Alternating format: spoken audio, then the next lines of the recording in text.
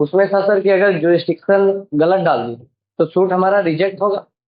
Plane reject होगा, suit नहीं। Plane reject होगा, सूट नहीं। अगर अगर प्रिलिमिनरी इशू में डिसाइड हो गया तो रिजेक्ट हो गया, तब तो रिजेक्शन ऑफ प्लेन तो डीम डिग्री हो जाएगा। हाँ, डीम डिग्री हो जाएगा। तो डीम डिग्री हो उसके गया अगेंस्ट में जाना तो पड़ेगा मैटर को कैसे लेके आए? हाँ, डीम डिग्री हो गया। हाँ, डीम डिग्री हो सेम गया। मैटर सेम लेके तो हम दोबारा कोर्ट में आ नहीं नहीं, सकते। कोर्ट में नहीं आ सकता, हमको अपील में जाना होगा। वही हम बता रहे हैं, मेरा पर्सनल एक्सपीरियंस में बता रहे हैं। यहाँ एक सूट ऐसे ही फाइल हो गया था, that was dismissed on the not valid cause of action नहीं था। तो कॉज ऑफ एक्शन नहीं था, उसके खिलाफ हमको जाना पड़ा हाई कोर्ट में। हाई कोर्ट में होगा क्योंकि उसमें अपीलेबल ऑर्डर हो गया ना वो, अंडर ऑर्डर 7 में। तो सर अगर जैसे मेरे पास जो आपका लिमिट है पेकुलरी जुरिस्डिक्शन से अगर हम जा रहे हैं और मेरा जो सूट हम इंस्टीट्यूट कर रहे हैं वो डायरेक्ट मेरा 30 लाख एबव है, मान लीजिए डिस्ट्रिक्ट से बाहर है, तब हम डायरेक्ट जब हम जाएंगे तो मेरा प्राइमरी पेकुलरी जुरिस्डिक्शन तो हाई कोर्ट लगेगा। हाई कोर्ट हम तो पहले तो बताया। जब हाई कोर्ट वहाँ पे काम करेगा तो वो एज अ डिस्ट्रिक्ट कोर्ट काम करेगा कि वो अपील कोर्ट काम करेगा? एपीलेट, फर्स्ट एपीलेट कोर्ट जो हम पहले बताए ना। तो ये सूट तो हम लेके जा रहे हैं प्राइमरी, तो सीधा अपीलेट कैसे होगा?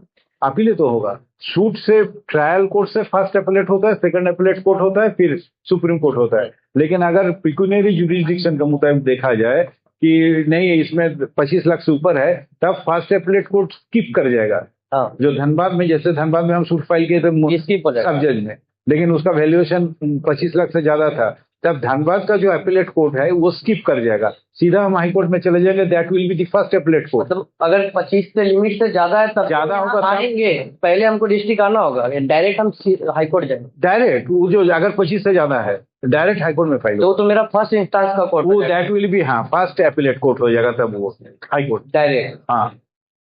और उसी को फास्ट अपीलेट कोर्ट होता है, फैक्ट फाइंडिंग कोर्ट भी होता है। अगर नीचे कोर्ट में कोई फैक्ट नहीं देखा है तो अगर हाई कोर्ट में भी हम चले गए, लेकिन हाई कोर्ट को देखना होगा वो सारा चीज, if high court is first appellate court. तो सर लेकिन सेकंड अपीलेट कोर्ट होगा तो नहीं देखेगा फैक्ट, वो केवल लॉ देखेगा। हाँ, सब्सटेंशियल क्वेश्चन ऑफ लॉ देखेगा। और सर ये जो हमारा कॉन्सिक्वेंशनल रिलीफ है, ये हम तो केवल डिमांड करते हैं कि कॉन्सिक्वेंशनल रिलीफ मेरा ये हमको चाहिए, ये तो हम नहीं करेंगे तो कोर्ट हमको तय करेगा ना कि हमको क्या कॉन्सिक्वेंशनल रिलीफ मिलेगा? नहीं, हम ही बताएंगे। तो नहीं, हम डिमांड करेंगे, लेकिन देगा तो कोर्ट वो अपने कोर्ट तो डिग्री करेगा, सूट सब लिखा जाएगा। ओके, से वो हम मान लीजिए कि हम मेरा कॉन्सिक्वेंशनल डैमेज हम मांग रहे हैं, हमको 50 लाख चाहिए, हाँ, तो क्या वो सूट मेरा सब कुछ सही होने पे हमको 50 देगा कि कोर्ट अपने जुरिस्डिक्शन में अपना माइंड लगाएगा, जुडिशियल माइंड अप्लाई? नहीं, जब 50 लाख का हम मांग करेंगे तो naturally I will file the suit in sub जज कोर्ट। सब जज कोर्ट का है enough, he is ample power to grant the relief, वो दे देगा। 50 लाख का डिग्री देगा, काहे नहीं देगा। एक सेकंड। और सर ये एक और इशू है, ये 258 में आप बोले कि हम इसको डायरेक्ट डिस्ट्रिक्ट कोर्ट में नहीं लेके जाएंगे, इसमें आपका ये कहाँ जाएगा?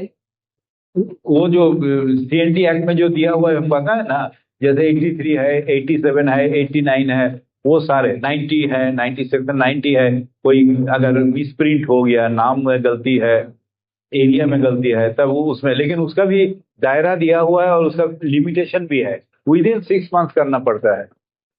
और सर एक केस हम लोग पढ़े थे, उसमें सेक्शन 154 का शायद जिक्र किया था कि सिविल मैटर है और उसमें जब हाई कोर्ट में मैटर चला गया और वो हाई कोर्ट जब उसमें जजमेंट दिया जुरिस्डिक्शन के बियॉन्ड का मैटर था, तो उसमें उसको बोला है फर्स्ट इंस्टेंस का कोर्ट है, पॉइंट नहीं क्लियर हो। हाँ, मतलब लेवल डिस्ट्रिक्ट का ही है।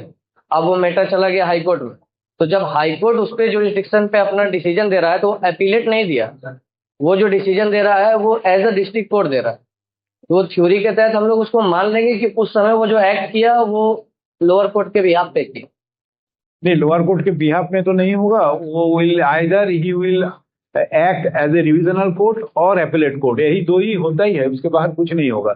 जब हम हाई कोर्ट में जाते हैं दो ही उसका ऑप्शन है।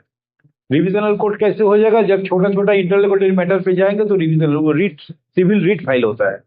और जब अपील फाइल होगा ऑर्डर 7 रूल 7 जो है, हाँ, ओनली अर्दर और फर्दर इशू के लिए।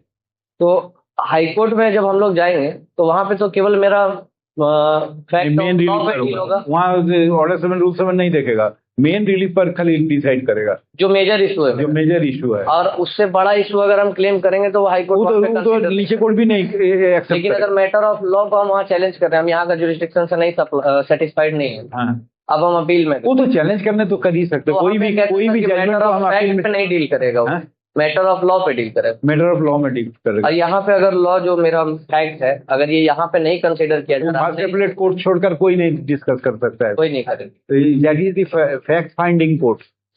फैक्ट फाइंडिंग कोर्ट दो ही होता है, एक ट्रायल कोर्ट जहाँ ट्रायल चल रहा है, यहाँ गवाही हुआ वगैरह हुआ, अपील कोर्ट में तो गवाही वगैरह नहीं होगा, लेकिन फर्स्ट एपीलेट कोर्ट होगा, फैक्ट फाइंडिंग कोर्ट वो देखेंगे नीचे कोर्ट का सारा चीज देखा है कि नहीं, यही है।